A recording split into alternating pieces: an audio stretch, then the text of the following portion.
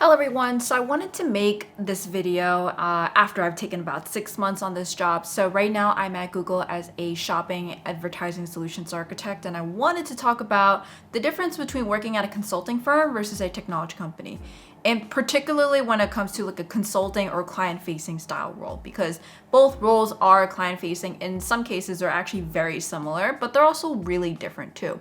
And I wanted to talk about the company-specific ones because I mentioned in a video that I was about to release, or I mentioned in this video of like what exactly a solutions architect or solutions consultant is. And that role is actually really specific to being in a tech company and not at a consulting firm, because at a consulting firm, you're mostly on a project-based style work where you could be work with different clients and different projects, different types of work, maybe even different industries.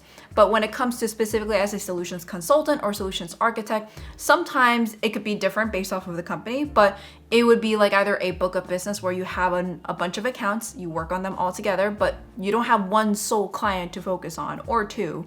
Maybe you're gonna have one account that takes a little bit more time than the others, but in general, you're still gonna have a book of business.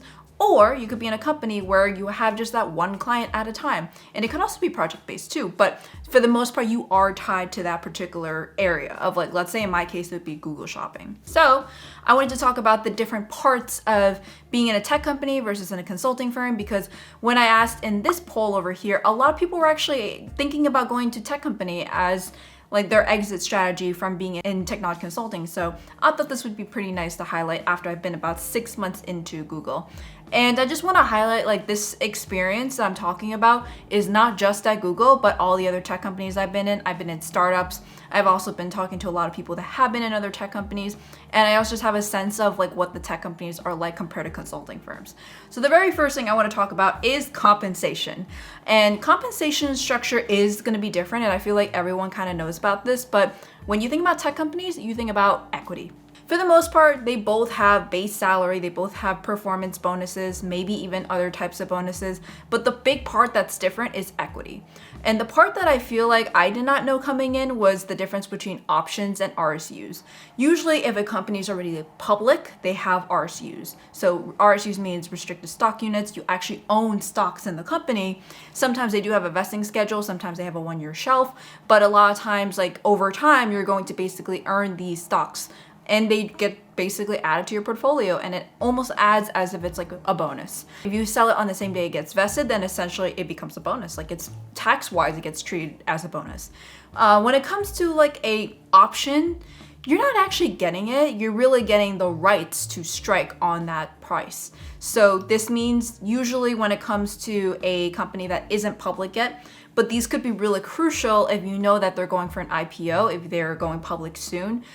To be honest, this may not even make sense if one of their exit strategy is to actually completely sell the company altogether. And sometimes that doesn't really work that well. And it's like when you're in a startup, it actually kind of is like a little bit of risk, because if they're going public versus if they're being sold, or even if they go out of business altogether, then pretty much it's nothing. While at least in RSU, you can actually get money out of it the moment you sell it once you get invested. Options, like, they may never get sold. They may never ever do that. You can always sell your options to someone else, but you always need to maybe even get permission for that. There's a little bit fine line there, but personally for me, RSUs is really good, which is why, like, all those big companies, that's where a lot of people get their wealth, is usually through RSUs.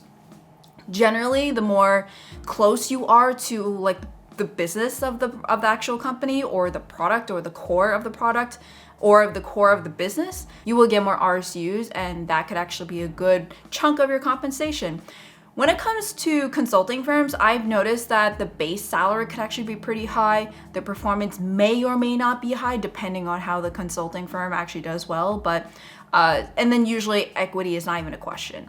But when it comes to a tech company, base salaries could be like just a little bit below or right at, because when I was getting offers from all these tech companies, I've noticed that their base salary actually did not really match Accenture as much. But what made them better was the fact that they had options or RSUs. And in this case, like, options, I personally value it as 0, because I always am going to take the most risk averse approach, like assuming I'm not going to be able to get them at all. But RSUs, you could. It's like actual substantial bonus, like almost like a bonus. Next is culture. And I feel like whenever people think about tech, they think about like, ooh, foosball, ping pong, free food, free drinks, all that kind of stuff. And it is nice and all, but let's not forget in consulting firms, you also kind of get free food and free travel. So when it comes to that, like usually when it comes to a consulting firm, you work, and then after that dinner time, like you can expense your food. Sometimes it could be very expensive, sometimes they have limited budget. And then vice versa, you get free flights, you get free hotels, you get all the mileage, you can get all the frequent flyer status, you can get all of that, which is nice and all. But when it comes to a tech company, you don't get to travel as much, but actually you do travel more than I thought. As someone in tech company, like especially if you have multiple offices, you may actually travel a lot. You might go to offsites. So I think offsites honestly has become something more of a thing because of the pandemic, where essentially like everyone's working remotely, everyone's working in their own thing, but then once a year or once a quarter or something like that, you do an offsite where you all meet in one place. So that's just basically like an alternative to being hybrid. From what I heard before is that people used to travel a lot, like even just to go to an office and collaborate. Like it may not even have any business purpose to just travel, but sometimes it's just easier to collaborate.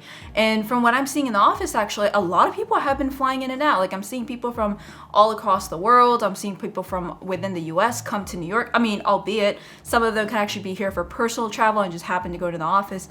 There's actually a culture where people want to just, when they go on vacation, they want to tap their badge so they could show that they actually show up in the little offices visited little page we have, and also to be able to say like, hey, look, I went to the one in Portugal or something like that. I don't even know if we have an office in Portugal.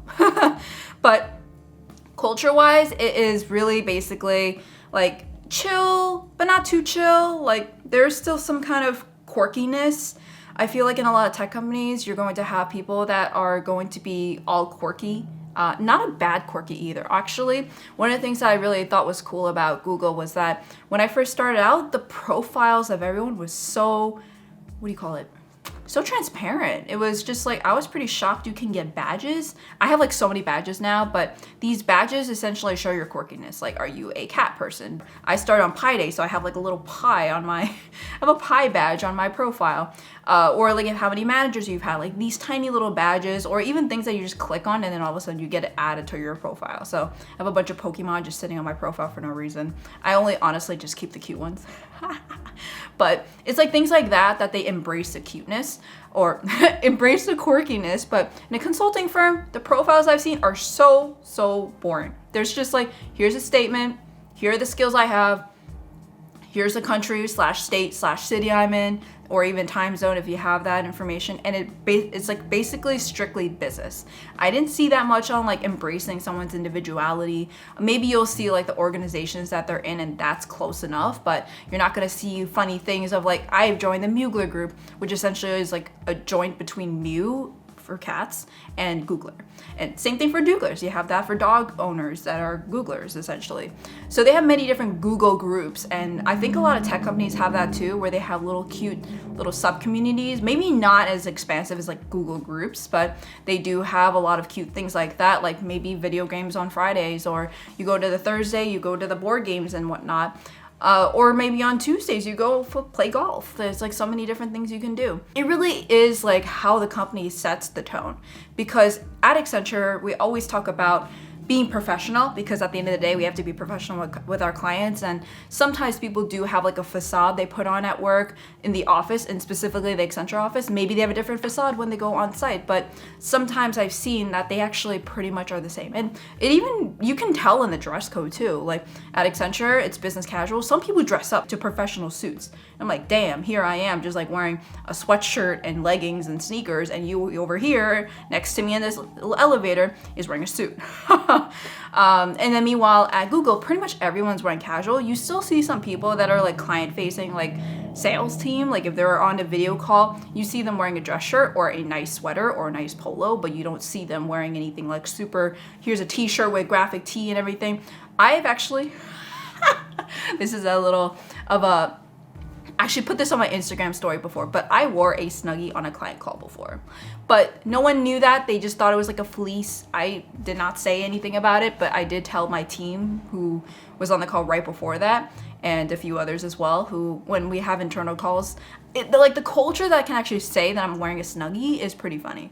And not to mention, in those calls, we're all video. At least like the Googlers are all in video. But at Accenture, pretty much there's like a no camera option, which honestly I prefer, because like what if I'm dressing up like shit, or maybe I like look like shit, or I'm just like eating and everything, and I'm like, I don't want to show people. You know, like things happen.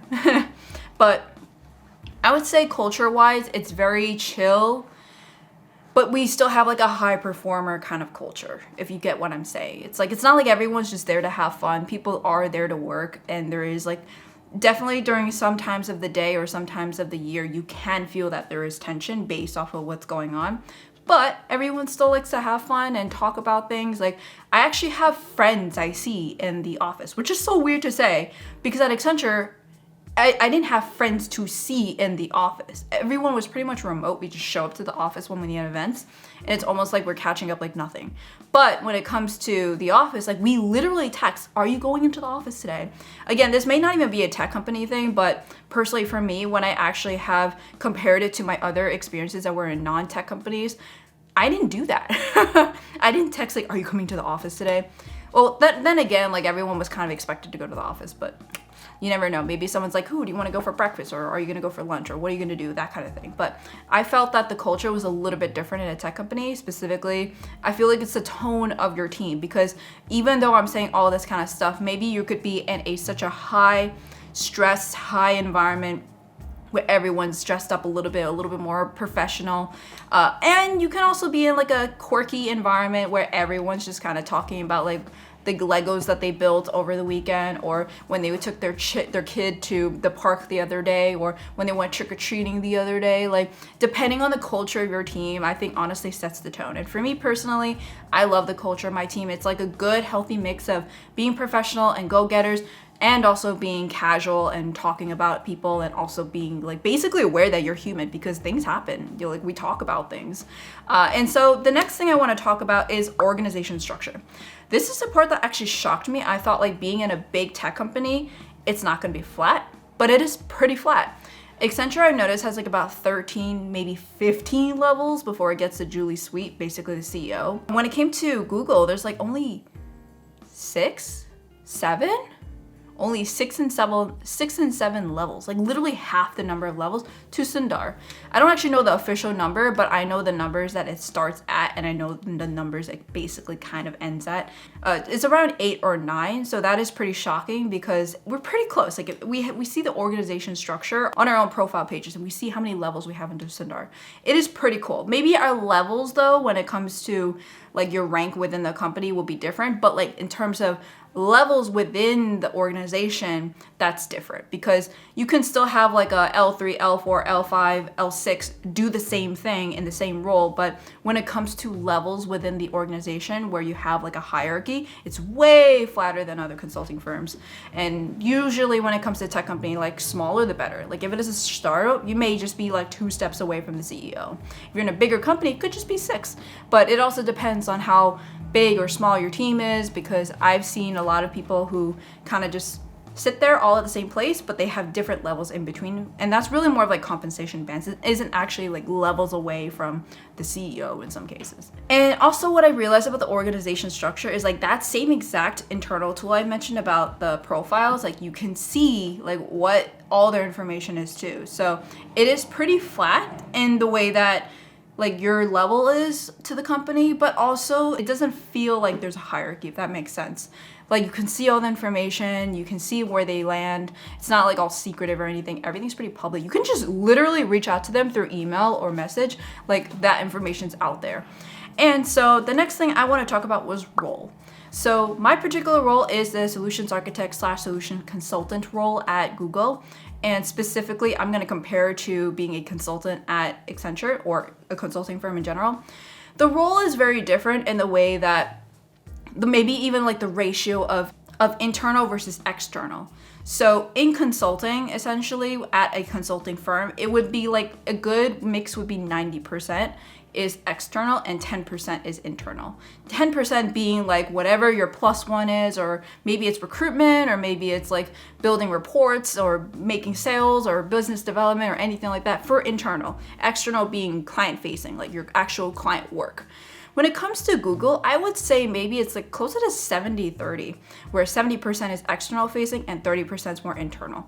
Because of the fact that we're in a tech company, we could provide feedback back to product teams, engineering teams, and all those kind of teams that basically have a direct impact on our role. Sales teams is a huge part of it. They are also client facing too, but they are internal stakeholders, as opposed to before where I just like worked directly within the project and I had like a whole bubble basically to focus on, which is we had a delivery lead and a project manager. Those two roles, and then maybe an executive sponsor, but we rarely talk to them. It's really like that's the group that we've been working with day in, day out. When it comes to Google specifically, the people I worked in is actually mostly cross-functional, and then my role specifically is like to the client. I'm not working with anyone else. I'm just working cross-functionally with other teams that do work with them. So it's a little bit of a different interaction. You have internal stakeholders and external stakeholders, and you kind of have to also balance between your accounts as well. It's not like this is the only place that you're working on. You're kind of working on many different places, and you have to prioritize based off of what you think is going on at the time. And then the next one I want to talk about is pace. So I actually have like another person that just joined the team like literally right after me, come from Accenture as well, and we talked about this before. At Google, the pace is pretty slow. At a consulting firm, we were both at Accenture, so we both talked about how in consulting, at least the work that we did was very fast-paced because we have a very short time span that the contract is done for, the number of hours, the budget that we had to finish it all within the SOW that entails. When it comes to a tech company, we don't have an SOW. We may have a plan of like saying these are the things we're gonna do, but there's no harsh deadline because a lot of times it's all fluid based off of what the client can do. We can't do anything for the client. We're just making a recommendation. When it comes to a consulting firm, you can be tasked to do it for them, like outsource in some cases. So the dynamics are a little bit different, and because of that, pace is different. When it comes to a tech company, working with clients can be based off of like whatever the pace the client is willing to do, because we're at the end of the day, essentially advisors. We're not true consultants because we're not going into the systems. We're not doing their work. We are really just advising them and or providing solutions or contact points to be able to do what they're trying to do. In consulting, especially when it comes to implementation, we are essentially doing their work. That's what they hired us to do. So when it comes to something like that, we have a place to be, we have a deadline to be, deliverables to hit, and because of that, pace can be faster. It could also be slow, like if let's say it's an easy kind of project, which never gonna be easy, it's always gonna be slightly easier, but it's not easy. But that's what I've noticed is like the pace is different based off of the dynamics. And that actually goes into the next point that I have is the dynamics. Is because in a consulting firm, just because of the nature of being a service arm, of being a service and having like everything is based off of a contract and SOW, you're tied to that. At a tech company, we're just like helping you out because it's in our best interest to help you based off of being like one of the top 100 revenue generating clients, or because you came to us, or because we generally like think about it this way is that if you would have a competitor and consulting firm, it's another consulting firm. When it comes to a tech company, we are probably the only ones serving that particular technology you came to us for. So Salesforce, you go to Salesforce for. You would not go to Salesforce from like an unknown tech company because they don't own the tech, if you understand what I'm saying. So in some cases, like we hold the cards. Of course, like we always want to make sure that they enjoy the software, enjoy the product, enjoy everything. So that's why we try to make it as frictionless as possible. But we do have a higher power in saying no based off of the roadmap or based off of what we have going on internally. We even have things where we shut off like internal objectives based off of certain constraints, while in a consulting firm, you kind of have to just roll with it because it's in the contract. There's a slightly different thing about like how agile a tech company can be compared to a consulting firm where you're kind of tied to it. You can always just ask the client like, hey, like we've noticed this is happening so-and-so, and we're thinking about this. Ultimately, they're the ones that have to call the shots. So lastly, changes. It kind of goes hand in hand with what I'm saying is that like there's more changes in a tech company internally and externally, but what I'm mostly talking about is the product. When it comes to a software, a consulting firm will be implementing, it can always change, but there's always some kind of way that a consultant would actually change it to adapt to the new change. When it comes to a tech company, we sometimes are the very first ones to find out and we push it out to the client if they're eligible or if they're willing. But a lot of times there's always something that changes. Sometimes we always have clients that ask like, hey, I noticed that this happened here, but this happened differently here. Why is that? And like, honestly, for the most part, we don't know the answer. It's really whatever the product team could be doing. And honestly, if a consulting firm had the same issue, they probably would have the same thing. But we actually have direct access to the product team and ask them like, hey, is this expected behavior? So the changes like that can be really drastic of saying, we're deprecating this, or we have started this new feature, or we're moving to this new area. And usually we're the first ones that get trained on and be able to roll out compared to our consulting firm counterparts. So those are the main differences between a consulting firm and a tech company. Personally, I love being at a tech company. I think I mentioned it in a lot of my vlogs, but we get free food, free breakfast, free lunch, free dinner. I take it home. So at least Addison, my boyfriend here, can actually have the free food too. And it saves a lot of money. Like I have not, this is embarrassing. I have not cooked in 6 months. Let that sink in. I have not cooked in 6 months. He mostly cooks, but for the most part, I have not cooked for 6 months because I eat enough food that it will cover my meals, and I bring home enough food that it covers meals at home, and I also order out too because of money saving anyways. But that's what I've had, and honestly, like being in a tech company, one of the biggest reasons why I left a consulting firm was to have that direct access and direct impact to the product and be able to have that communication. So when we have a limitation or a workaround, I can actually go to the product team and say, hey, is this normal or is there a workaround? And literally one of my clients right now are having a workaround, and that is so cool because when I go to my past company at Accenture and I had this issue, we just have to make a workaround. It does not solve the issue, it just kind of helps with the issue. Meanwhile, I'm like working with the engineering team and we came up with this solution that I would say it's beta testing, but it's specifically engineered or a workaround we made to make it work, and it actually works. It's not like a random band-aid. It actually is a solution. For now, if this works out, it works out to other kinds of clients too, and it's always cool to see the cool things that are happening that are out there that are not rolled out externally yet. So let me know down below in the comments below if you have any questions about the difference between working at a consulting firm and a tech company. Overall, you're gonna have to watch that video about the differences between consulting at a tech company versus consulting as a solutions architect. You're gonna have to watch that video about how it's like to be a solutions consultant or solutions architect, because honestly, the differences are pretty similar. The only differences is really honestly where you're playing as opposed to who you're seeing, because we're still doing client work, we're still doing technical work, we're still doing business work. The only difference is maybe the ratio of certain responsibilities and also maybe like who you're working with directly. Instead of the client and Accenture or a consulting firm, you're working with the client and all of these other internal teams. But in a lot of cases, you have a lot of exposure and you have a lot of power in some ways. But again, it really is like on whatever the higher power wants. If it's not in the roadmap, it's not in the roadmap.